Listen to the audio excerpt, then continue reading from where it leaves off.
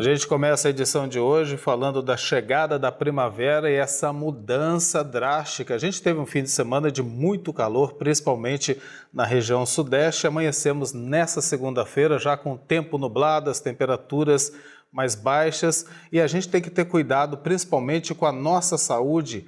Os cuidados devem ser redobrados quando acontece uma mudança como essa. Quem está como uma especialista e traz algumas dicas para a gente começar a edição de hoje, para você cuidar bem da sua saúde, é a nossa amiga Gabriele Dutra. Boa tarde, Gabi.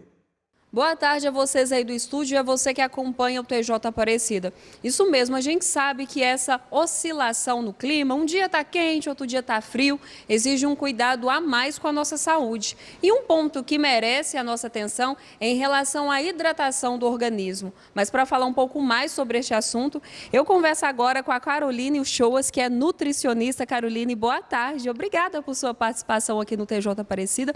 E conta pra gente, né, como o clima interfere na hidratação do nosso organismo. Boa tarde a todos que estão em casa. Interfere com certeza, né? Tanto a desidratação como a hiperidratação influenciam e impactam na saúde de qualquer indivíduo. Às vezes a pessoa ela tem uma dor de cabeça ou tem algum sintoma que não associa com a desidratação. Então, se está muito frio, não sente a sede, e se está muito calor, bebe às vezes muita água. E a gente sabe que em relação à desidratação, as crianças e os idosos são mais susceptíveis a esse problema. Por que isso acontece? Gabi, as crianças elas possuem um percentual de água maior do que nós adultos. Os idosos, uma função mais diminuída das funções enzimáticas, metabolismo, por exemplo. As crianças elas variam de 70% a 80% de água, então elas precisam de aporte hídrico e precisa dessa atenção, porque às vezes você precisa oferecer, né? Você precisa estar ali, que ela está brincando, não quer parar. E as funções, as alterações climáticas, elas impactam nessa sensibilidade, se está sentindo sede ou não. No frio, as pessoas dizem que não sentem sede, né, e acabam não bebendo a quantidade de água adequada. E como manter uma boa hidratação, principalmente então nas crianças e nos idosos? Várias possibilidades existem. Nós podemos introduzir sucos, frutas, sopas no frio é muito bem-vinda. Então, respeitando a alteração climática, você consegue hidratar além da água. Tudo é muito bem-vindo. O aporte de minerais e vitaminas, eles vêm com a alimentação. Então, trazendo as frutas, os legumes, as verduras com maior percentual de água, você consegue ter um aporte de potássio, de sódio, que também é importante para um controle que nós chamamos de controle hidroeletrolítico. Nós precisamos disso, não somente da água. E a água, como água pura, né, é muito bem-vinda. E, Carolina, nosso corpo dá algum sinal que pode estar desidratado? Sim. Algumas pessoas confundem, Gabi, e pensam que são outras coisas e apenas uma desidratação. Isso é muito comum e você pode ficar atento a isso. Aquela dor de cabeça de fisgada pode ser apenas uma desidratação. A olheira, o olho fundo também é sinal de desidratação. A boca seca, desidratação. A criança, ela tem a fontanela, o bebezinho, que é a conhecida moleira, que nós chamamos de moleira. Se aquela moleira estiver afundada, também é um sinal de desidratação. Então, precisamos ficar atento. Um sinal muito tranquilo de se avaliar é a cor da urina. Não a primeira urina da manhã, mas você pode avaliar a coloração dela ao longo do dia ou no final do dia, e aí vai dar um bom indicador. E existe algum sinal de alerta, né? Quando procurar ajuda médica? Além desses sintomas que eu disse, a sintomatologia clínica pode trazer confusão mental, irritabilidade. São sintomas graves e deve ser procurado um profissional da área da saúde para ter esse aporte, às vezes endovenoso, às vezes não é suficiente o aporte via oral. E aí é necessário um controle hidroeletrolítico, como eu disse, mais avançado. E aí, só para a gente poder encerrar, você disse a questão das sopas, das frutas. Tem alguma quantidade específica de água para beber por dia? E, né, as frutas também podem substituir a água, por exemplo? Gabi, é importante esse ponto. Não é viável que se tome muito volume de água, ou líquido, ou sopa, ou suco, em um curto período de tempo. Então, eu preciso fracionar durante o dia, para que eu não tenha uma sobrecarga renal para o idoso ou para a criança, aquela barriga, né, sintomatologia mesmo, o incômodo no abdômen, enfim. Então, pode ser fracionado durante o dia em pequenas quantidades, até que se atinja a quantidade adequada. Tá, mas qual é a quantidade adequada? Eu posso fazer um cálculo. Pode ser, em média, 30, 35 ml por quilo de peso.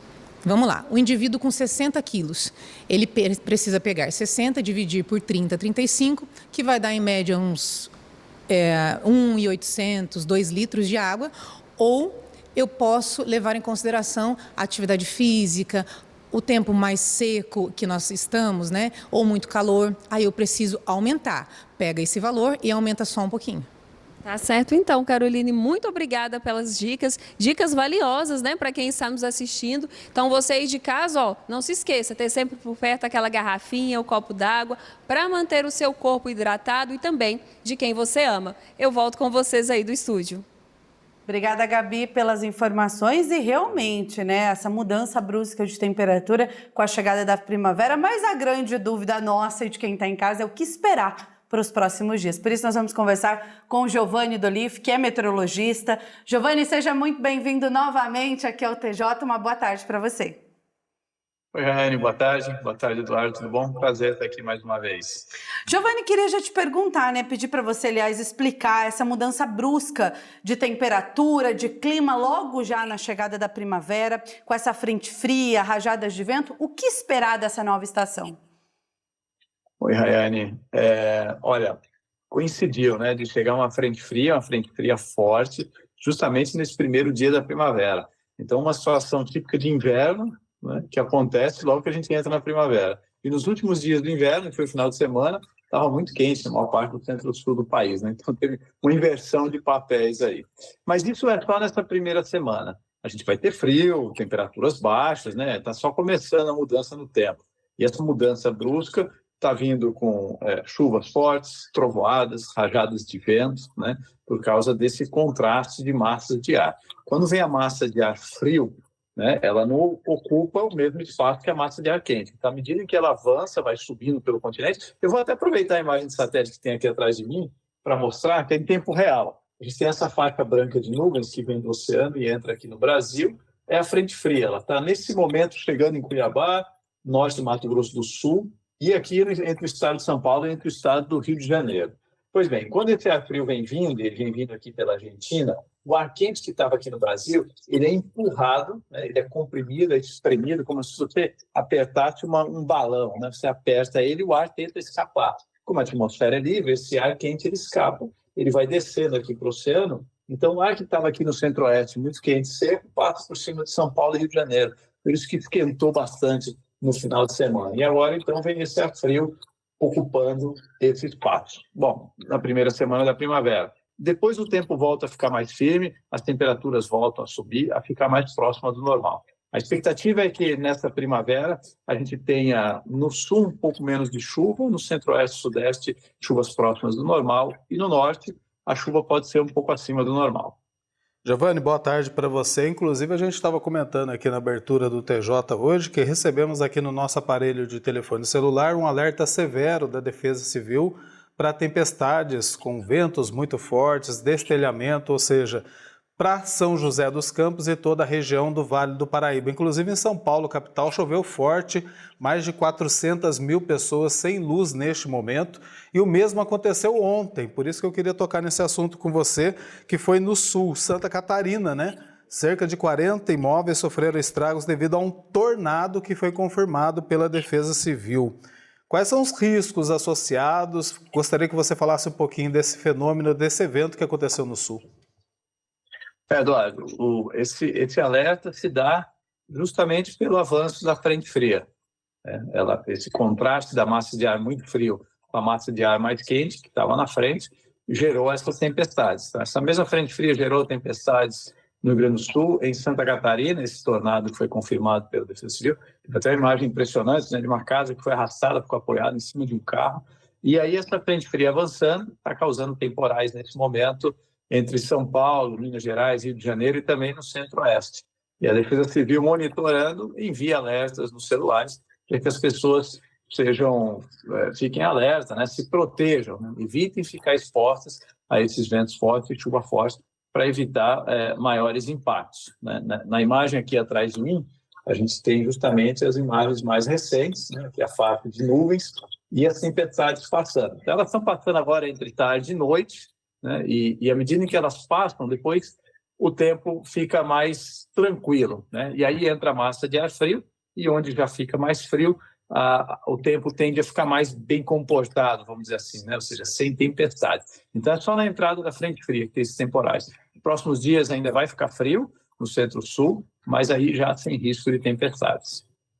Dolífio, agora eu te pergunto lá no Nordeste, né, no Norte, o calor deve persistir, mas também há possibilidade de eventos extremos, como está acontecendo aqui no sul do país, na região Sudeste, de rajadas de vento, de temporais, também lá ou não? Ótima pergunta, Harry. Normalmente essas frentes frias não chegam até o Nordeste, mas nesse caso, essa frente mais forte, ela vai conseguir avançar, vai chegar assim no Nordeste, no final dessa semana, lá para sexta-feira, ela já deve estar chegando em Salvador, e quando essas frentes chegam ali em Salvador, elas costumam causar bastante chuva e traz risco de alagamentos, inundações, até deslizamentos de terra ali na cidade de Salvador, e ela pode avançar um pouco mais, até Sergipe e Alagoas. E avançando, ela não leva só chuva, vai levar um ar mais frio também. Então, em boa parte da Bahia e algumas outras partes do Nordeste, a temperatura deve cair no próximo final de semana. Giovana, eu quero agradecer muito a sua participação conosco aqui. Eu vou ser bem sincero com você. A hora que você entrou no ar aqui pra gente, eu vi essa nuvem aí. Não dá nem para ver o estado de São Paulo, eu fiquei um pouco assustado, né? Mas é como você estava explicando e você explica muito bem para que o povo de casa possa entender. É o deslocamento dela, né, dessa frente fria, e depois dessa tempestade, desse vento forte, vem o frio mesmo, né? Então as temperaturas tendem a cair nesses próximos dias. Obrigado, viu, meu querido? Sempre bom tê-lo aqui no TJ Aparecida. Boa semana para você.